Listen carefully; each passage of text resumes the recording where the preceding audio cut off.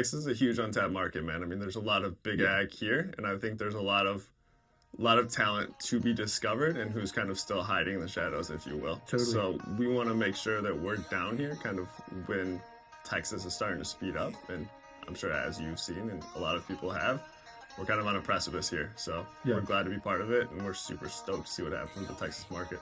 Right on. Well, you got the Texas Pony Boy right here. So there you go. For sure. Got the pose down too, right?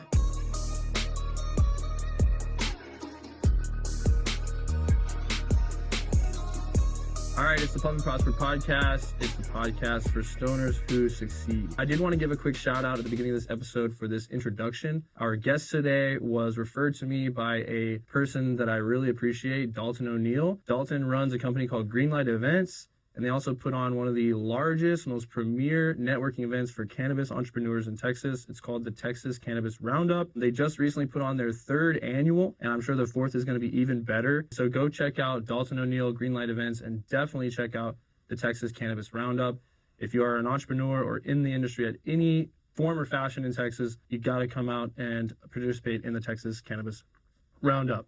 Are you tired of looking good, going out to an event or in public and taking your smoke with you and ending up with smushed joints coming out of your purse or your pocket? Well, HAUTEBOX is actually going to help you with that.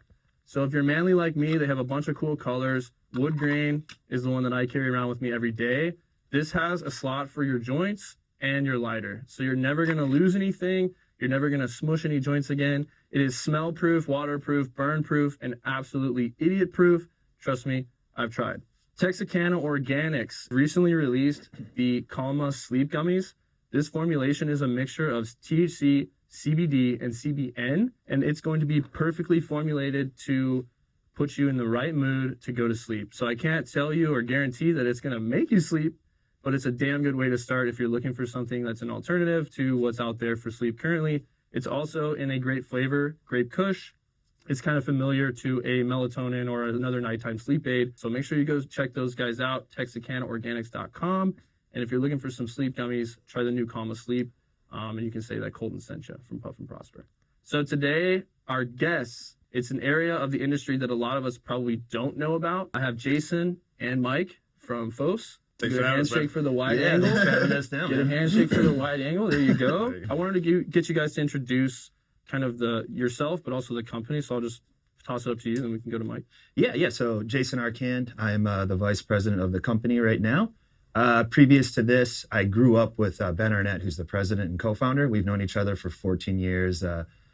Grew up together back in Minnesota, went to college and everything. And then I was actually in the Army and getting ready to get out. Ben was already down in Vegas getting the company going and said, hey, man, we got something pretty cool going on down here. If you want to come through and check it out, might be a good fit. So flew down to Vegas, met the team. It was an industry I had zero experience in. Obviously, coming from the Army, going into cannabis was going to be quite the change. But it was an awesome group of guys. Never thought I'd see myself living in Vegas, but made the move down there, and it's been awesome ever since. So, Right on. Yeah. What about you? Name's Mike Howard. I'm the Chief Horticultural Officer at FOHSE. It's a really fancy title. I'm basically just a dude who grew with LEDs and was pretty successful in the past. So originally, I was a director of cultivation at the Grove in Las Vegas. I helped them kind of get up to speed. They were one of the first cultivations who were double and triple tier, and one of the first ones crazy enough to use LEDs back in 2016. So kind of I learned at the beginning when no one was really doing it. So I've been in the industry now for about 8 years. So I've seen kind of the trials and tribulations of the industry, LEDs firsthand, and I've seen just kind of how good they've become. So after using FOHSE for quite some time, in the garden that I was the director of cultivation at, they kind of pulled me in and said, can you come help our growers be successful? Yeah. So I kind of jumped over into FOHSE and been there ever since. So you guys are definitely leading the pack at this point, I would say. Like, you're definitely up there with all the other brand names that I know. So it's really cool to connect with you guys and talk about your product.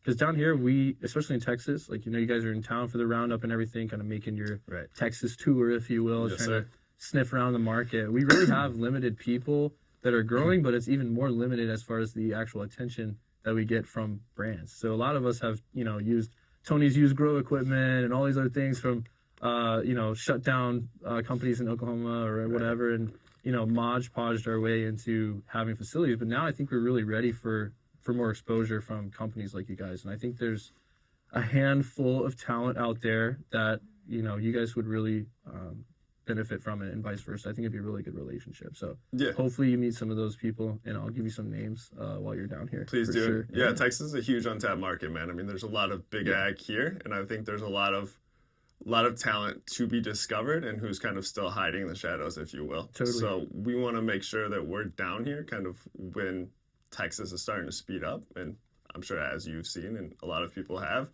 we're kind of on a precipice here. So we're glad to be part of it, and we're super stoked to see what happens with the Texas market. Right on. Well, you got the Texas Pony Boy right here, so there you go. For sure. Got the pose down too, right? Yeah, that's right. But yeah, so the FOHSE, right? It's basically just focused on lighting, LEDs, spectrum, specifically for cannabis cultivation, right? That's another thing that's unique about you guys. Yeah. So FOHSE, Future of Horticultural Science and Engineering. So first and foremost, that's what we are, is an engineering company. Unlike some of the other vendors that are in the space, we started in cannabis, and that's been our wheelhouse ever since. So all of our lights, technology, all the thought and R&D that goes into these units is really just feedback we've received from walking facilities, meeting with growers, going to events like Texas Roundup, any events across the United States and international.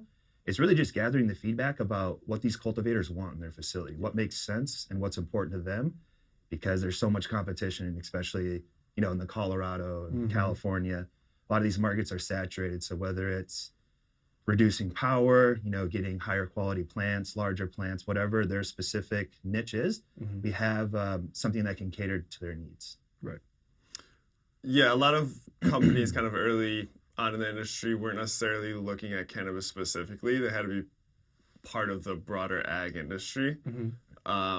So I think FOHSE was kind of special going into it specifically for cannabis, because you're eliminating a big market, right, with a lot of money. But we wanted to focus on cannabis specifically because we saw the value in it. Now we're getting into other things. We're looking into kind of big ag and getting into the home grow market.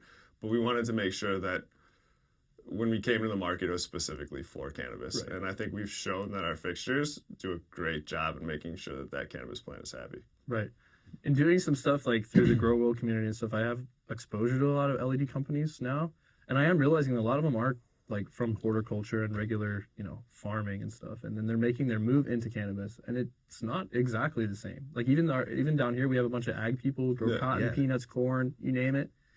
And so they, get their license and they go into plant their first run of cannabis or hemp, and it's a completely different ballgame. Some of those things just don't translate. 100%. And like you see a lot of, for me, big ag lights were based on almost solely on efficiency. So if you see a lot of normal ag greenhouses, they have super red loaded fixtures. Right. That's because it's the most efficient wavelength, if you will. So you can get a higher micromoisture canopy with less wattage. So it makes sense for a lot of crops, right? What we're finding with cannabis is that too much red can cause things like photo bleaching, where you get those white tips. So it's not always ideal, right? And we're realizing that you can control the plant with spectrum as well, too. Whereas other crops might be a little bit more nuanced. I think there is some control that you can use with spectrum, but it's not pushed as much as cannabis. Like cannabis is a huge cash crop. We gotta, cater to it. So I think that's what we're doing. And when we're releasing our Pro Series now too, that's coming out, it's gonna have 7 different channels for spectrum control. Right. So to be honest, we don't know exactly what everything's going to do. You can make a million different recipes, right? Yeah. But the science is still out there. We're still finding out what UVA, UVB, UVC does to this plant. People are using far red now and 660 plus red for things like the Emerson effect, right? And we're realizing there's a lot of play within cannabis to control it more with light and with spectrum. Yeah, we were actually seeing, like I mentioned, we use Grower's Choice. We actually got these additional pieces to plug in, like snap in, which is an extra bar of like UV light and different spectrum that wasn't already in there. So we started adding those and doing some experiments with it, and we had an explosion. Nice. We started playing with these different colors and stuff, and like even for the last week, we'll just blast them with certain spectrums, and we'll see the difference. And it's insane how much that does have an effect. And another thing I like to highlight on this show too, with this side, is that before a package gets into the consumer's hands, there's so much that really goes into that. Oh. And I was even one of those people like back in the day when I first started into this industry, or even first started using cannabis. I was just like, bud comes from a bag. That's it. Doesn't right? come from a plant, and it really does come from a plant. And there's so many steps and so much science. Like people forget this is horticulture. It's biology, botany, all these different things. And that's what I was talking about earlier when we put on all these hats. It's like you have to quickly learn and adapt, and not all of your agricultural stuff is going to transfer over. Not everything you know about this and that and the other is going to actually transfer over to cannabis. And we've actually had some recent times where we've been playing with lights and playing with spectrums. And we actually did a experiment where we just took down a room and threw our HPS back up in there, and then just wanted to see like what the same strain and everything would do under just completely different lights, and the cost difference, and obviously the all of the other numbers that come with that inside the business. And that's one of my points here I wanted to talk about was like, there's, I think, still there's people who have camps behind HPS or LED. Oh yeah. And I've been across the U.S. I've seen people that swear by the HPS and those like kind of, I would say, old school now, because LEDs come so far in technology. But those are original OG ways of using HPS versus even transitioning into LED. I think people are like, completely swearing behind LED now and leaving HPS like crazy. For us, it was interesting because we have a heat problem. We have an electricity, not problem, but that's a bill that we actually worry about, something right? to take into consideration. It's definitely a big factor. So we've always tested these things, but I did want to talk about and have you guys kind of talk about the difference between like HPS and those traditional ones with bulbs and everything versus LEDs. Yeah. And maybe even like the pros and cons. Yeah, it's a great question. I just got off a panel connected in Grow World too with Tim Bobby Bags. He brought up a super good point, and I think it's worth noting that he sees, and what a lot of us see, is there's really good quality coming out from mixed light, right? From LED and HPS combinations. And with that being said, right, we saw LED, so I have to give this nuance to you. What I see is a lot of these genetics that we're growing now have been bred and selected under HPS. Right. So they've been bred and selected under a spectrum. And if you completely change that spectrum, you're going to get different results, right? Now there's a lot of breeders breeding under LED, breeding under higher intensities. So I think you'll see those strains translate better under LED. But with a lot of those genetics being bred under HPS, they thrive under HPS, right? You selected it because it thrives in that system. So using a checkerboarded approach, you still get that blended spectrum. You still get the efficiency of LEDs. You still pull out some of that heat by doing mixed light. So you get the best of both worlds, right? I think as the industry progresses, we'll have more strains cater to that higher intensity and LEDs. But genetics are different. You can run something that looks exactly the same under HPS and LED, and you could have the exact same strain that looks completely different under both systems. There's a lot of nuance to it. Like any real cost differences from people who have, let's just say, like large amounts of square feet to cover, right? Is there a large cost difference between those people using HPS versus using LED for that entire facility? Yeah, it's typically pretty big too, right? And it obviously depends on the place. If you're in Alaska and you're running HPS, well, that heat is probably necessary and helpful for you, right? Switching over to LEDs, like what people don't understand is 1,000 DE and 1,000 LED put out the same heat. And people think that's crazy, and they've heard, LEDs are, they don't put out as much heat. The nuance comes from you're getting more light from that LED with the same heat output, typically around 30% more, right? So if you switch over watt for watt from an HPS to an LED system, you're still putting as much heat into your system, but you can run those fixtures 30% less, right? Save that 30% in power and be putting the same light intensity down. Right. Or you could run it at the same wattage or intensity and potentially get 30% increase in yield, right? So in your system, you're going to be using less energy for the product that you're making at the end of the day. So it's beneficial in that sort. And just running LED at higher temperatures, typically you need more dehumidification, right? The air is going to hold more moisture. You're going to need to be able to pull that out better to more effectively manage it. So for most systems, there's a pretty big cost savings. I'm not going to say there is for every system, though. Like I said, Alaska's a very weird point, but there's nuance to it, right? But now we're seeing definite cost savings. Yeah. No, here we're always trying to beat the heat, obviously. Like even into sometimes November, we're like, gosh, is it ever going to drop below 80? So we're always trying to cut heat and stuff. And then we even have used the sun to veg and stuff for free. Nice. Use the sun because we have so much of it here in Texas. Thankfully. Use it, right? But yeah, I was curious too, because like, is that something that you guys provide as a service? Like, if I said, hey, I'm moving into this facility, it's 10,000 square feet, I got 6 flower rooms, can you guys tell me what would be my best move as far as lighting and all that stuff? Is that a service that you guys are offering right now? Yeah, that's 100% a service we're offering. It's one of the reasons I'm at FOHSE. A lot of our sales guys are ex-growers too, so they have industry experience, or they have experience that helps in other ways too, right? So it's definitely a service we're offering. We do light maps for your whole place. We're going to be able to break down a lot of the kind of nuance to building a facility. Right. I've helped build out several facilities. I've helped with retrofits, ground up. So kind of wherever you are in the process, we can help you along that journey. I think Jason can add on to that. Yeah, and absolutely. So we have people come to us with those kind of questions all the time. Like, hey, we know you do lights, but I've never even touched LEDs. I'm an HPS guy. I just know this is where the future is going for cannabis, for the efficiencies and the lower power. So yeah, as Mike alluded to, we do custom light maps in-house with our Dialux system. We'll give them usually 2 to 3 different recommendations as to what would be most appropriate, taking into considerations, any power constraints, ceiling height constraints, and really what their goal is. Are you growing huge plants to just push to extraction? Are you going for a boutique? We really want to learn the core of their business, because we don't look at it as one size fits all. That's why we have like 14, 15 different products, simply because we can cater to those power constrictions. If you got low ceilings, we got a low ceiling fixture. We got high bay fixtures. We got all the bells and whistles. We're bootstrapping this, and we just need lights to turn on and off. Not really worried about all the fancy stuff. So we definitely take a all-encompassing approach, and then we can also make recommendations. Once we figure out what fixture is going to be best for their facility, we can do amperage breakdowns, BTU calculations per room. We just try to take as much work off the client's plate as possible, so that as they meet with contractors, as they meet with electricians, HVAC specialists, we can kind of make sure they know how to talk the talk and walk the walk. They can say, hey, here's our room calculations for this. Here's our calculations for that. And then we also always encourage them just to put us on the phone with their team as well. Right. We got engineers, we got smart folks that we work with at FOHSE as well. So the sooner the better. We get everybody connected on calls, walk and talk, make sure we're all on the same page, and then we can deploy, again, the most appropriate and efficient solution for the client. Yeah, we're at a place with Jeremy Green's where it's like love it or list it. You know what I mean? Like either we're gonna like really sink some money into where we're at, or we're just going to move on and try to move into somewhere new.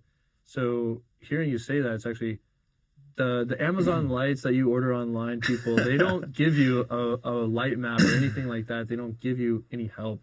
So that's been super cool to have exposure to light companies like this that are now doing that, because we're about to roll into a situation where we are going to have to look at a blank canvas or a metal building or take everything we have down and rebuild.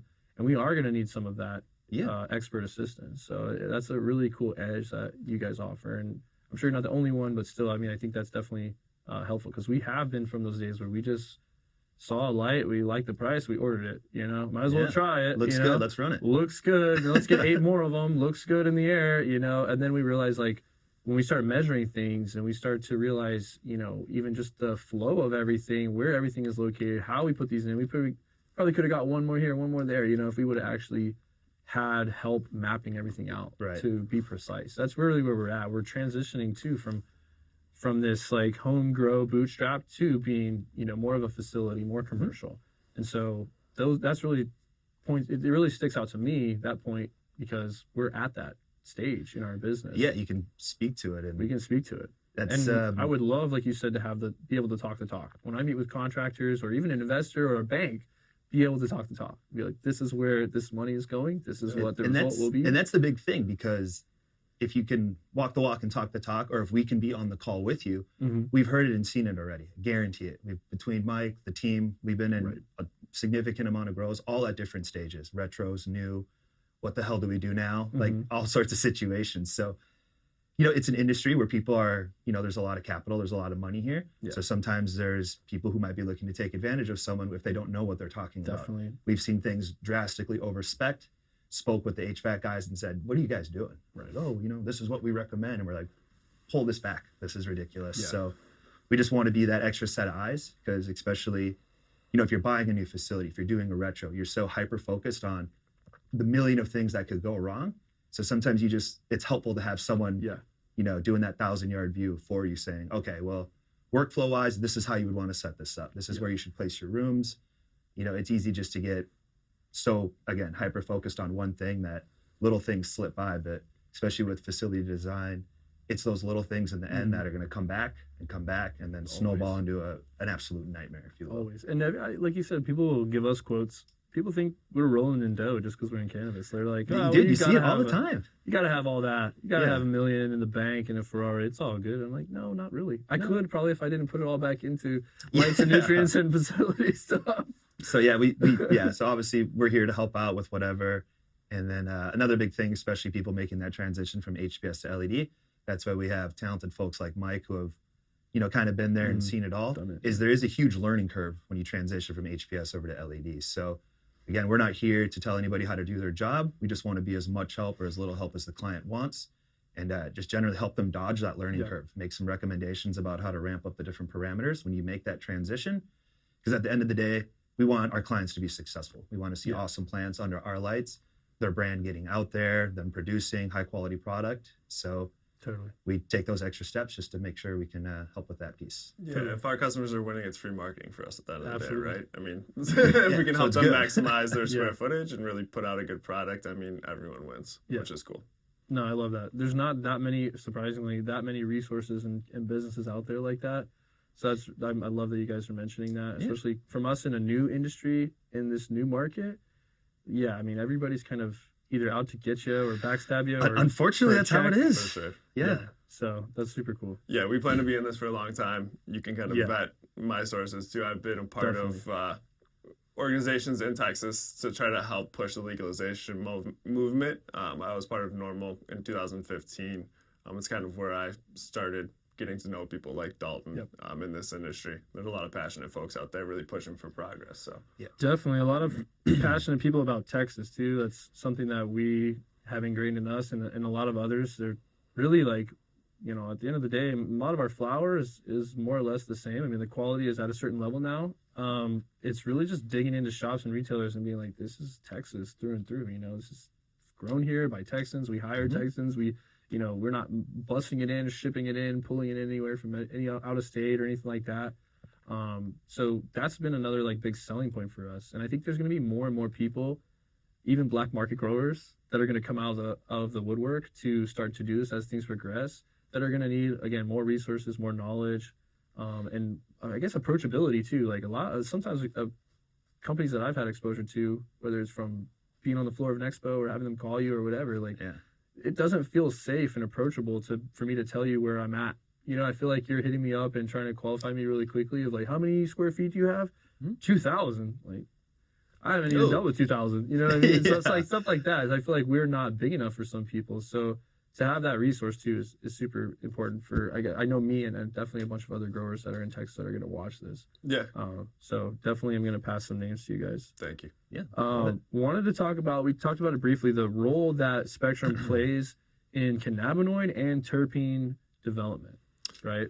Because we are huge on that, and that's I want to dive into that. Jason real quick. That's cool. I want to dive into that because that is something that Jeremy and our team has taken very serious, is having a standard for cannabinoids, a standard for terpenes, smell, all these different things that other people are not necessarily having, structure, all those different things.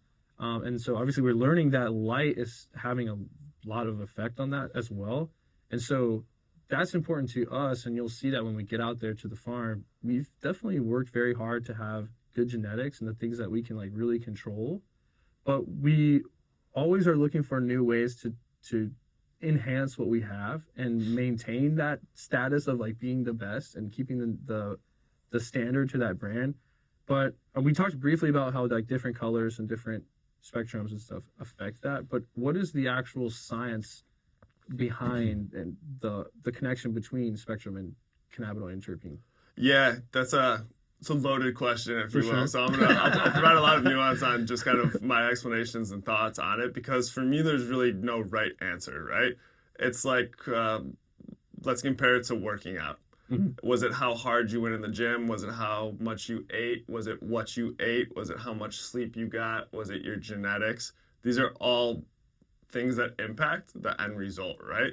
Not all of us can look like Arnold Schwarzenegger, right? Right. But at the end of the day, there's a lot of factors that went into it. So a lot of the things we know now is spectrum does play a big role, right? Whether it's plant morphology, whether it's producing secondary metabolites. What is hard to pinpoint right now in this industry is there's so many varieties of cannabis being grown, right? So many different genetics, and how they react can be slightly different based on whatever application it is, whether it's the spectrum, whether it's your irrigation strategy, whether it's the nutrients you're using, whether it's soil grown or hydroponically grown, right? Whether it's grown in Austin, Texas, or in the Mile High City, right? You're going to get a slightly different product and slightly different secondary metabolites with variances in your product too. As far as how spectrum affects it, we're finding out now UVA could have some impacts, right? It could be a stressor to where it increases secondary metabolites. With too much use or too high of intensity, it could impact yield, we're finding out too. So there's all this weird nuance behind this question. And I kind of broke down a little bit before how I thought some people said the best quality was coming from mixed light with HPS and LED. I just wanted to use this this topic to kind of provide nuance on that too, and kind of go into our Pro series that's going to unlock that spectrum control with a lot of really good quality coming from that blended spectrum. With our Pro series, you're going to be able to mirror that too, right? With that control and spectrum, I'm going to be able to go and walk into one of these high-performing facilities with a spectrometer, grab that spectrum, and I can literally take that spectrum and make it on that Pro series. Wow. So the fact that now you're having that type of control, I think you're going to see a lot of the best quality coming from lights that can specifically be tuned for either that cultivar, that place you're growing, and provide that subtlety, right? Wow. Every single strain is different, like I said, but if you're able to incorporate different recipes for that strain that maximizes its potential, whether that's yield or secondary metabolites, that might work really good for OG Kush, that might not work great for Blue Dream, right? So to have that type of control and to be able to create those recipes for strain specific or genetic specific recipes, I think that's where we're going to find out we can really maximize each genetic and then create that standardization. And then make sure we're almost on a pharmaceutical level to where you could know what you're going to get in the end product before it's even harvested, right? So even like strains can have a match for spectrum. Like a strain can be growing here, have a certain spectrum, and have it be performing like crazy. Same strain over here with different lighting can perform lackluster. Exactly. So you're saying you can fine tune now spectrums between even different phenos. Correct. Right. Different cultivars, even different phenotypes within the same cultivar. And I'll tie it back to working out, right? Your diet working out might not be my diet, right? So my recipe might not be yours. And it might not push our genetic potential to the max doing the same thing, right? We're all going to have different results. So now we're giving growers the control to be able to cater to that nuance. Right. And that technology is pretty unique to FOHSE, right? It is. And I know we've kind of were one of the first companies to give you preset spectrums. With our flagship series, you were able to have spring, summer, and autumn control. Now we're unlocking Pandora's box right now, right? Like I said, we're not sure what all of these spectrums can do, but we're giving you the tools to where once the research gets there, you're going to have that light that can now do that, right? So I think it's really cool that we're kind of at the forefront of unlocking that type of control because we're going to see that there is really good potential to people who can maximize exactly what they're doing. So what are some of the like biggest misconceptions too behind LEDs and stuff? Like when you guys are in sales conversations with growers or people that have these cultivation companies and stuff, like what are misconceptions that you think you're getting or that maybe the industry might have about LED versus HPS or other things? Yeah, I mean, I've been doing this for long enough to where I've heard that you just can't produce quality with LEDs, right? Big plants, quality plants. You can't produce quality with LEDs. Right? Yeah. So I was growing stuff with 40% total cannabinoids in like 2017, right? Like there's some quality to be had.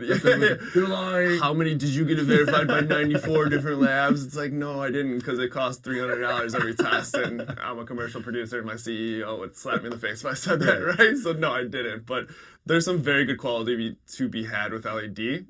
There's great quality to be had with HPS, and we kind of broke down a little bit of the nuance between that. But a lot of people have now understood that that's changed, right? Right. That they can increase their yields, that they can still maintain or increase quality, that they're given more control now than just 1,000-watt DE that's producing a decent amount of heat. So I think that stigma is kind of we're almost over it, but it still lurks in the shadows, right? And a lot of people don't want to change when they go from HPS to LED. They're like, I'm not going to change anything, and you said your light can produce this, and so it will, right? And it's like, if you change the driving factor of something, if you change the engine of a car, and it can now go 200 miles, well, maybe your tires aren't spec to only go 80, right? Yeah. So you fall out in different places. So there's limiting factors within every system. There are some changes to be made. If you're going from 800 ppfd at your canopy to 1,200, you don't change anything. Right. You're doing 2 days working out and you're only eating 500 calories, you're going to get skinnier and not stronger, right? So I think we're past that hump, and growers have realized they had to adapt, and they have. And now the quality is shining through with LEDs, I think.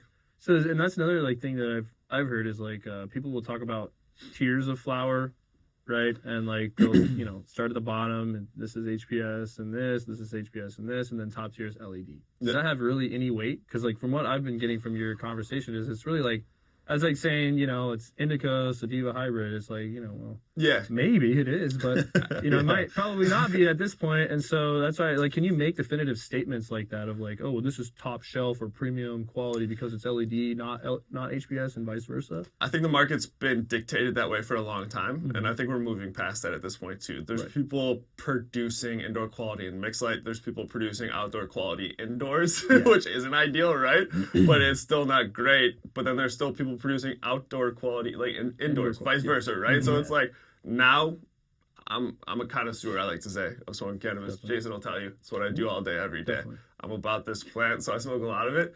Right now, if you put some of our best producers from Greenhouse, like Turp Mansion, versus someone else, I could roll that up and probably not tell the difference between each, right? So the fact that there's different tiers between that now, I think it holds true in some systems. I think with more control, we're pushing past that. You're seeing quality in almost all systems. Yeah, I tell everybody, if you don't know the grower, you don't know shit. Like, you don't know. For sure. Just having to. It's the game of telephone. Like, if this is this is premium and it's indoor grown and stuff. It's like, if you don't know the grower, they could be lying. Yeah, 100%. Like, what is that? They don't know what they're talking about. They're just trying to sell it to you. And it's becoming more and more, like you said, people can do outdoor stuff as good as indoor, and indoor stuff is bad as the same stigma, right? As what outdoor is associated with. But so I did want to kind of put some of that to bed too, because I feel like a lot of people get stuck on that, or like have this pompous attitude of like, this is LED, we see it all. That adds $10 per gram or whatever, this is LED, and that's like, as you've been saying. I mean, obviously you guys sell LED lights and all, but it just depends on a lot of factors. So I did want to highlight that, because there's a lot of things we also need to put to bed in the Texas industry, even on a consumer level, like thinking that something's better than the other, or thinking that something is this and that, when it's just the packaging. Yeah. It's just a label, bro. Yep. If I broke down exactly how this was made, you know what I mean? You'd be like, oh, well, it's all the same. Distillate is distillate, isolate is isolate, rosin is rosin. You know what I mean? So it's kind of like a breakdown of that. Something else I wanted to talk about, because I hear this a lot in being a grower, but also just being a cannabis connoisseur and following the things I follow online and getting, sponsored posts or whatever nowadays. Light intensity and PPFD, right, is a thing that I've been hearing people throw around, especially through the grow community too. There's been a lot of ads out there for companies, and they talk about that. Can you explain that to someone who is an absolute novice? Like, what does that mean and what effect it has on cannabis? Whew, yeah, these questions are loaded. So I was going to say, you got some good ones. I got some good ones. Yeah. As far as PPFD and light intensity, it's one and the same. They can be used interchangeably, right? PPFD, I think now more people are using light meters, so it's easy to use that type of lingo. Before, back in the day, people were and we hear this question all the time too. It's like, if you put 1,000-watt DE 3 to 5 feet from the canopy, you knew you were good, right? You're getting the light intensity needed. With LEDs, they can be so powerful that if you turn one of our A3 eyes up to 100%, you're 2 feet away from the canopy, you're pushing 2,000 ppfd. That's an intensity that you see outdoors in Vegas on the sunniest day in August, right? It's pretty intense light. We're realizing cannabis can take a lot of light. that threshold is to be determined, and it's genetic dependent as well too, right? But as far as light intensity and PPFD, it's just the amount of light that's going down into your canopy. PPFD, I don't want to mess this up on going into what the acronym means. Photosynthetic photon flux density. Photon flux density. There you go. Okay. I got it right there, right? So at the end of the day, it's the micromoles per meter per second squared. It's just the amount of photons that are hitting your canopy at a certain distance. So that's how we're measuring basically what that plant is taking in. With that being said, how much light is going through your canopy, how much if you're using under canopy lights now, like there's all drivers now, and we're realizing the plant is taking light from, let's say, like 3 feet of producible material. So if you have 1,000 ppfd here and 0 here versus 800 here and 400 in the middle, there's all this nuance, right? But light intensity and ppfd, it's at the end of the day just trying to say how much light your plant is getting. For sure. The overall consumption would be DLI at the end of the day, but I think it's just, we're talking a little bit more scientifically as we get into it, right? Yeah, so if you're sitting in physics class or math class and you think that this doesn't matter, you're just going to grow cannabis, you might want to keep your seat and pay more attention, because I really did not realize there was a lot of reading, math, engineering, problem solving involved in this, and there's so much problems to be solved. Problems to create. That's the other thing. We and then you have to solve them. Say, how do we end up here? Okay, well, how do we fix it? Right. Yeah, let's create a problem and solve it. That way we know in case it ever happens. One thing I wanted to talk about while you guys were here too is the business side. So on here, I've brought on people who are brand owners. They sell cannabinoids. They have a brand, or they're a manufacturer, or they actually are a grower or cultivator. You guys actually have a unique position, kind of similar to some of my other guests that have like accessories and stuff, and they're outside the industry. So you guys have a unique position. And I wanted to talk about, like, how has it been? Obviously, you guys are sales guys. I don't know if anyone could tell, but obviously you guys sell this stuff pretty well. How is it growing this business in this industry? I know a lot of people are new. A lot of people are startups. A lot of people are other people's money, that kind of thing. So there's a lot of different situations and scenarios across the U.S. How has your experience been growing and selling this product to these folks across the U.S. in these various industries? Yeah, I would say it's been very exciting. Yeah. As you mentioned, problems, people making new problems for themselves. With our clients, like I said, we really like to be very involved. So as these problems come up, we get wind of it, and then we can dive into our network to figure out if anybody else has come across that. So, and we don't take that one size fits all approach. As I said, we do, as much help or as little help. So we typically get involved with a lot more than just the lighting when it comes to the facility design. So every day it's different. Every project's different. Rarely will you find someone who's got the exact same room set up and the exact same constraints. Maybe once in a while there'll be some overlap, but it's really exciting to be in an industry where no one's doing the same things. Or you get a client who, we have clients who used to be scientists, who have PhDs, who run labs, and they're like, hey, we want to try something crazy. Hear us out. And that's fun, because you get calls like that every other day, and that's what's exciting about the job. It's not everybody following the same path. You have a million people scattering in different directions trying to figure out, okay, so we've been doing it this way for so long and it's working. How do we tweak one or two little things, whether it's from the parameters in the room, whether it's lighting, whether it's, different fertigation, environmental systems? How do we fine tune this and really do something special and new? So when we get to work with clients like that who are doing genetics, tissue culture, really getting heavy into crop steering, it's exciting because Mike gets to learn stuff he's never learned. I get to learn a ton of stuff. And then when we get to go to these facilities and actually see what people are doing on the ground, and you get to meet their staff who are all, masters, PhDs, analyzing data. It's like brains. Some of these places are like a legit scientific lab. The data they're collecting and the baselines they're setting, and then what they're manipulating to kind of build like a sample, it's incredibly impressive. So every day it's a new challenge, and that's what keeps it very exciting, is just the clients coming in and really just their ideas. Right. Yeah, I love it. In a new industry like this, you're seeing people from all different walks of life, right? Coming together and seeing how we can work together. You could be dealing with a billionaire, you could be dealing with a guy who just did 20 years in jail, right? Yeah. They could be in the same room at the same company. To have that difference and so many different people from so many different walks of life, I think it's super cool. Like that's what I love about this industry, is you learn so much from so many different kinds of people. It's invaluable. Definitely. And there's history being made all the time. That's another cool thing. I try to like remind a lot of my people in the Texas market that I deal with of like, we do a lot of new things. We have a lot of new problems. This is history being made. So like when you conquer something or when you reach like a level, it's like, oh, I sold X amount of flour online. It's like, that's history. Yeah. You know, that's history being made. And the same thing with the science. When you talk about these people in the lab, how long has it been available for these scientists to actually get their hands on cannabis and start getting the data that you're talking about? Yeah. Right. Like, that's making history. And you get to see a front row. Like, that's pretty cool. Well, and you're seeing people who realize stuff in the traditional market from just taking stuff in and perceiving it, anecdotal evidence, and then they're taking that to people who now have the tools to say exactly what's happening almost on a molecular level. And it's just getting insane to see that blending of ideas and people. It's super cool. Totally. You're really at the forefront of like innovation for the industry. Mm-hmm. Yeah. So whether you're doing lighting, nutrients, HVAC, you know, as much as you want to get involved, you're going to be a part of that movement forward. Well, and so it's really cool. Yeah. Another super good thing, and you kind of brought up the point, is everyone's doing it a little bit different though too, right? Texas is doing it a little bit different. Oklahoma's doing it a little bit different. The thing that's cool about America, and I know a lot of people blah blah this that America right now. What I love about America right now is that every state is approaching this in a different way, all learning from each other. Everyone's doing something right, everyone's doing something wrong. Let's figure out how to do it the best way we can and move forward. Let's legalize this plant on a federal level. Yeah, no, I love that. That's like the same mentality. You'll see that when we get out to the farm too. It's the same mentality we all have. So with the sales thing, obviously we talked about growing business, seeing all the innovation happening.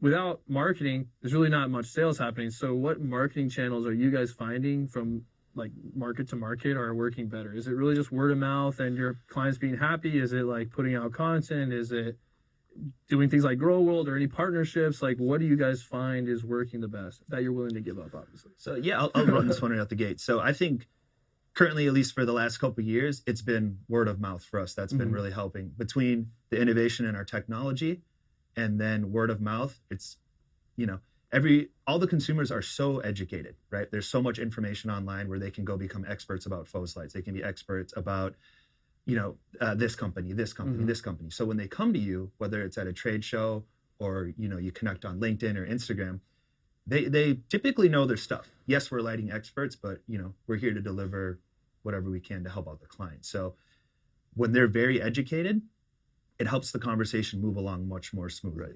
So we're speaking the same language. There's not essentially a learning curve teaching them what Mike has been sharing about how lights work, PPFD, intensity, spectrums. So we can have much more solid conversations, and then really just taking that extra step where we go in to help with the facility, you know, help set parameters, make recommendations for X, Y, Z. That goes a long way because their facility, you know, they'll get their lights, they'll fire up, things are rocking and rolling, and then, you know, they'll reach out to their buddy. They're like, hey, these guys at FOHSE really helped me out. Yeah. Not only did they get us some good lighting, which, you know, we're salesmen, that's what we do, we sell, but the post-sale support, you know, we're not going to give you lights and say, good luck, man, crush it. You know, thanks for your business. You know, we go on site, we check out what they got going on. We do client media highlights where Mike and the media team and other folks will go out to the facility, interview them, learn about their successes, their challenges, and really just showcase everything. So the post-sale support is huge, and they really like that because, you know, this is someone's passion, whether they have investors or whether they're bootstrapping it.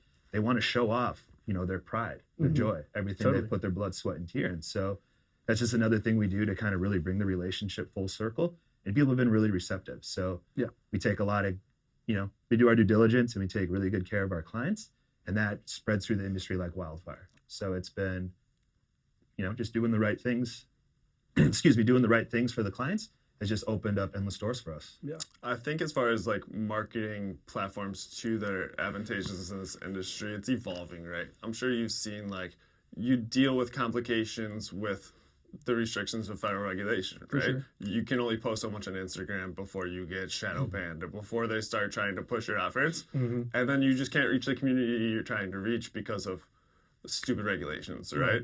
So I think doing things like this, doing podcasts, doing client highlights, which Jason touched on, just giving people a view behind the curtain of what this industry is doing, what we're doing, what growers think, what they're doing, the interactions. I think that's huge for people to see.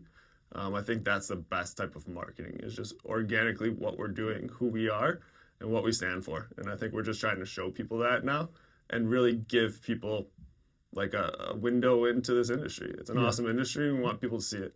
Definitely. Are tattoos required to work there, or It's getting there.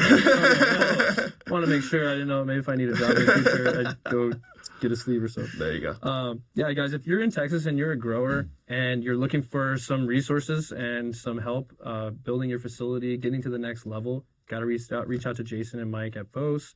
They have sponsored events here in Texas. They're making their way around the state. They are here for you, and they want to create business relationships with us in the Lone Star State while we're pioneering and innovating in this industry. So make sure you guys check them out on social media, online, and anywhere else that you have resources to get you to lighting companies like this. I will be providing a ton of links and contact information as well in the captions and the descriptions. But again, thank you guys today for joining us from FOHSE Lighting. Got Jason and Mike here. FOHSE is definitely on the forefront right now of LEDs. They're one of the name brands that I like to say. So if you're looking for that name brand look, but also the service and the expertise that they offer, you should definitely check them out. If you are a podcaster, if you are a creator, if you're an influencer, and you are in the Austin area, you're looking to take your content to the next level, or maybe you want an in-home studio built and designed exactly for you and your niche, you have a resource right here in your backyard in Austin, Texas. So definitely check out these guys at Soundshed Studios. They've worked with all the big names. You've probably seen their work if you open Instagram or YouTube or Spotify or any of that stuff during the day. So go check them out. It's Soundshed Studios right here in Austin, Texas. If you're also a grower in the Texas area or beyond, we definitely want you to join Grow World. If you're looking to try out new nutrients, IPM, environmental controls, technology, or just meet some companies and get information, Grow World is that community for you. If you want to talk to some of the most elite growers that are seasoned in this industry and get knowledge from them, Grow World has a free community where you can do exactly that. So if you're looking to sign up for Grow World and get involved in this industry and network your way to the top, I can provide you a link and you can sign up for absolutely no cost and start getting all of that information and resources for free. Shout out to Nick Morin. Shout out to Nick Morin. Grow We love World. him. We Shout love out to Nick. Dalton. Yep. Sick mullet. Yeah, I can't wait to see that thing. Yeah, That's right. Absolutely. And that is absolutely it. There's no more shameless promotion for today on this episode. I'm all sales out. So thank you guys for joining us. I hope you can use this information and level up. I hope if you're a grower, you reach out to these guys at FOHSE Lighting and check out what they have going on, get some resources. And until then, we'll see you on the next one.